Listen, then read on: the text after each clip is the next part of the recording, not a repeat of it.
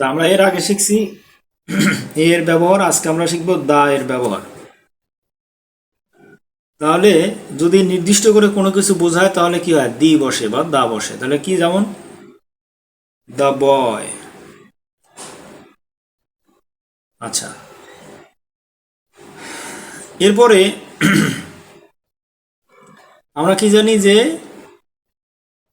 পৃথিবীতে একমাত্র একটি কি আছে, গ্রহ আছে, সেটা হলো কি সূর্য অথবা চন্দ্র।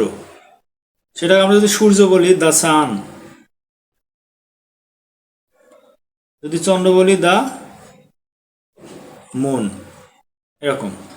যদি আমরা কোনো জাতি বোঝাই, জাতি বোঝালে কি হবে, যেমন দ্য ইংলিশ, ইংলিশম্যান, ইংলিশ। আচ্ছা, তারপরে ভাষার পূর্বে, যেমন দ্য বাংলা ল্যাঙ্গুয়েজ, ভাষার পূর্বে দি বসে। আচ্ছা, ধর্মগ্রন্থ, ধর্মগ্রন্থ কি, দ্য কুরআন, দ্য কুরআন। আচ্ছা, তারপরে কি,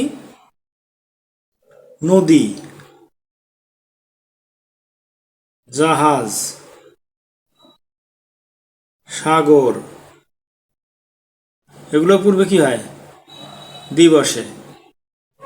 আচ্ছা, যদি আমরা দিক বুঝাই, উত্তর, দক্ষিণ, পূর্ব, এগুলোর ক্ষেত্রেও দি বসে। তারপরে আমরা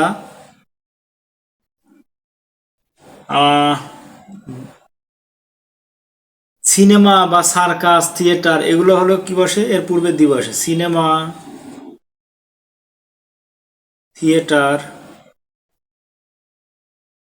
এগুলো পূর্বে দি বসে। যদি বড় কোনো রাস্তা থাকে, যদি বড় কোনো রাস্তা থাকে তার আগে কি বসে, দি বসে। তারপরে মাসের আগে দি বসে। যদি কোনো রোগ হয়, রোগের পূর্বে দি বসে, যেমন দ্য কলেরা, দ্য ডায়রিয়া, এরকম। ঋতু, ঋতুর পূর্বে দি বসে। আচ্ছা, এরপর আমরা কি বলতে পারি, যে খেলাধুলা, দ্য ফুটবল। আচ্ছা, তো এইভাবে আমরা কিন্তু দি এর ব্যবহারটাও শিখলাম। তো আশা করি ভিডিওটা বুঝতে পেরেছো। আল্লাহ হাফেজ, আসসালামু আলাইকুম।